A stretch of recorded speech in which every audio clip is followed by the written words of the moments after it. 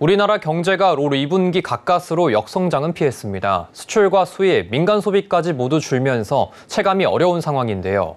정부는 올해 상저하고 전망을 유지하지만 문제는 이런 부진이 올 하반기에도 계속될 거란 우려도 커지고 있습니다. 김수빈 기자의 보도입니다. 올 2분기 한국의 경제 성장률이 1분기에 이어 0%대 성장을 이어갔습니다.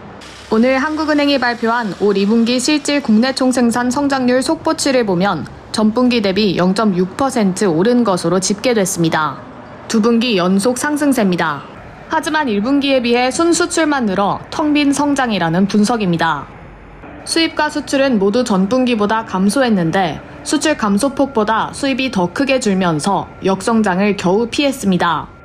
지난 분기 경제 버팀목 역할을 한 민간 소비 부분은 0.1% 줄었습니다.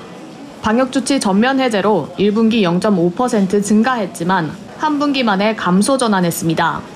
한국은행은 올해 우리나라 경제 성장률을 1.4%로 예상하고 있습니다. 특히 올 상반기 기존 전망치를 웃도는 성장률을 보이면서 경제 부진에서 차츰 벗어나고 있다고 평가했습니다. 다만 정부와 한은이 예상한 이른바 상저하고 상황이 갈수록 만만치 않아 보입니다. 우리나라 주력 수출 품목인 반도체 업황이 좀처럼 개선 모습을 보이지 않고 있는 데다 최대 교역국인 중국의 리오프닝 효과도 예상을 밑돌고 있기 때문입니다. 실제 최근 아시아개발은행도 올해 한국 경제 성장률을 1.3%로 하향 조정했습니다.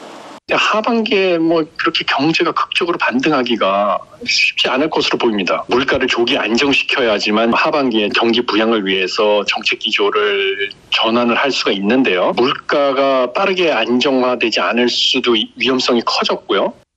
러시아의 흑해 곡물협정 중단 사태가 전 세계 물가를 자극하는 가운데 최근 전국서 발생한 집중호우로 물가가 크게 불안정해지면서 하반기 경제 전망을 예단하기도 어려워지고 있습니다.